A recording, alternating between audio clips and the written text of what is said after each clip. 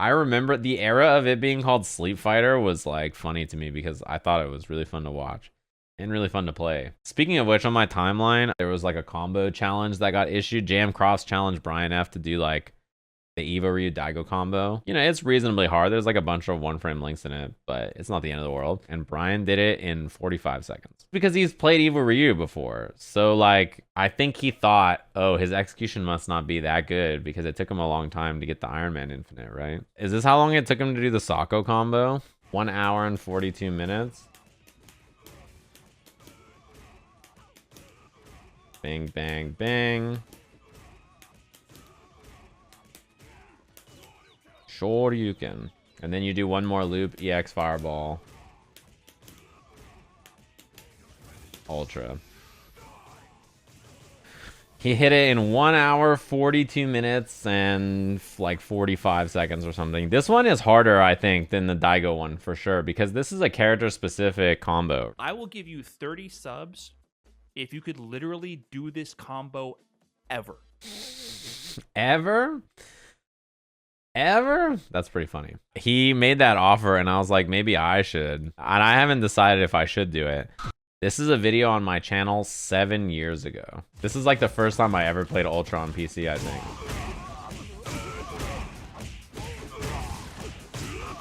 So it's probably not fair for me to take advantage of the what's it called? Because, you know, unless the video, I know how to do this combo. I was just testing if the capture worked. It was my first time playing. I will not suffer if I do the combo because I know how to do it. I've done it before and I don't know if I have it anymore, but like in my living room, there's a box with all the arcade sticks I have. And I have a stick that has select plink on it still too. And so it's not as fun if I do it. But for JMCrofts, he really struggled with the other combo. And this is way harder. And the other thing is, if you're an Evo Ryu player, you need to know this B&B. Not necessarily the Sako variation, but like the full thing. Because the regular combo doesn't work on Rufus. You actually can't do like Fierce into medium axe kick, into crouching strong, into Tatsu. I don't think it works on Rufus. I think it whiffs on him, even if he's standing, if I remember right. This combo right here, crouching jab to crouching heavy punch, hitting later like this, I think it has something to do with Rufus's hurt box where like something hits late, so you're able to link this on without any specific circumstances on him, and it works naturally. And then you get to do this, and then do it again, and get another medium Tatsu, or medium axe kick, which allows you to combo like this again. Normally, this doesn't work. The standing light punch hits second frame medium. It makes sense. Something hits later. Crouching jab here is a 2-frame link, though, right? This is a 2-frame link. This is a 1-frame link. And then this is a 1-frame link. I was talking about this to Vicious yesterday, and I was like, I bet you the thing I'll miss the most in this combo is the Ultra at the end. Because I've never done that. I've never done, like, jab strong, EX Fireball, Ultra. So I don't know the timing at all. The rest of the loop's really easy, though, compared to that for me, because I've done it before. It would be fun if, as the stream, he should do a video on select plink and like do the combo, because that will probably help him out. I think without it, he's gonna really struggle. A link is just like a type of combo. It's like something you can do in a combo. So like, you know, juggles are something you can do in a combo. You're juggling someone in the air. A link is when one move goes into another move. So you're linking these two moves together. They don't just go together naturally with no timing. It takes a specific timing for a link to work. So like you can combo someone by doing juggles. Or you can combo by someone by doing chains. Like, chains are just like you hit light, medium, heavy, and then it just goes boom, boom, boom, and there's no linking in there. There's no timing. Well, there is some timing, but it's not really strict. Linking is it's specific. This is a combo with 1-frame links that are jabs, right? So like this jab here and this jab here are difficult links. So being able to plink the jab here is very important. Plinking, if you guys don't know what plinking is, it's priority linking. So when you want to do like a medium punch in a combo in Street Fighter 4, if you hit medium punch, then light punch after, the two inputs you get is medium punch and medium punch plus light punch. What that means is 2 inputs in a row, you get a medium punch as your primary input because medium has higher priority than light punch. And that means you have 2 chances to hit a link. So let's say something's a 1-frame link. If you plink it, it gives you 2 inputs in a row where it will give you an opportunity to hit the combo.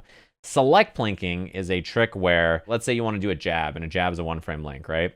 Jab has the lowest priority in the game. However, people found out that select, for some reason, is a lower priority option than jab. And so you could wire select to a button in the game, and then use that to plink a jab. This is a really common thing that many players did for Street Fighter 4 with their sticks. So you'd have 2 chances to get a jab. So I have a stick that's wired to select plink and slink so that I can double tap jabs. So on the stick that I have that slinks, this button over here is like my select plink. And then this button over here is my jab. I do it like this. Like it's like a wide octave plink that's like that. It's not very comfortable. Some people, so PR Rog's layout, instead of slinking where like this button would be my slink button, right? And then these 6 buttons over here are like all the normal buttons. He shifted his over entirely. So his select plink was like this button, and then this button was an ultra button, and then the other 6 over here were like his button. Select plinking in arcade is incredibly hard because of the inputs. So this is what the arcade looks like, right? This button, this white button over here is select. This red button all the way over here is jab. So you have to do like a stretch like this with your like your pinky and your thumb all the way like that. Look at how far away this is.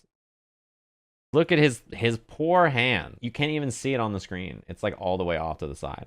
The thing is too, is that there's no other way to bind it in an arcade, right? You had to reach and do like a reach like that. But for your personal sticks at home, you can just do it on like a button that's easier to reach. And like the thing is, you don't just do it in combos. Like let's say you play a character like Sagat and he has a 3-frame jab and you want to punish something that's -3. Like he's going to play against PR Rog and he's punishing his dash punches with down jab and an uppercut. Like that's a 1-frame punish that there's like not a big buffer to like punish this move or anything, right? You just have to time a 3-frame punish into jab and it's fucking hard. So select plink really helps with that. Yeah, your hands might not be able to do this. You just might not be able to reach. I'm going to be honest with you. Like it's a far reach. I could probably barely do it. It's like an octave on a piano essentially. I like this combo for Brian because he picked a hard combo and I think JM could probably have a fun time making a video on this. I want to do it for fun almost. It's a good example of a tough combo for Street Fighter 4. I'm trying to think if there's anything in Street Fighter 4 that's hard to do that I didn't learn how to do at some point. I only ever learned how to do run stop fierce for like 3 reps because you had to do it for the trial. And I did learn how to do super jump cancel seismo. Smoogie loops? Yeah, I can do smoogie loops too. Pawn jet upper? Yeah, that's the problem. You know what I thought about watching this? And I thought this was really interesting. Like raw execution abilities and talent is a thing, but there's also familiarity with timing within systems of games. Like trying to learn stuff that honestly is not that hard in a game you've not played before is, I think, way tougher. Like trying to learn the Iron Man Infinite. I think the Iron Man Infinite is not harder than like a lot of the execution stuff that I can do in other games, but I just don't know any of the timing or like how to move in the game or like what my combo timing should be like. A lot of the stuff in like Marvel 3 I think was executionally harder that I've learned than the Iron Man Infinite. Iron Man Infinite's like very simple comparatively, but I've like played Marvel 3 a lot, so I could do the execution heavy stuff because I've done it before, or I know sort of the timing or the flow of the game, so I kind of know what to expect. I know like the timing for fly. I know the timing for like what the buffer feels like in the game, the jump cancels, or like how the characters move, and like, you know, all that within the game is very familiar. So it's not so bad. But then when you learn a game that's like you don't know anything about that, and then you try to learn something execution heavy in it, it's like so disorienting. Something like this, I think any Street Fighter 4 player that played the game for a while would do this combo pretty fast, because you're just kind of familiar with the timing and links, and your character probably had some links that you had to learn. Keep the rhythm up. Yeah, it was cool. I like that challenge. I can't wait to see the JMCrofts attempt at that combo, because that shit is hard. Somebody in the chat said, is it baby mode question time earlier? I didn't say anything about it when you said that, because I didn't want you to get shot right away. But I did want you to hear this.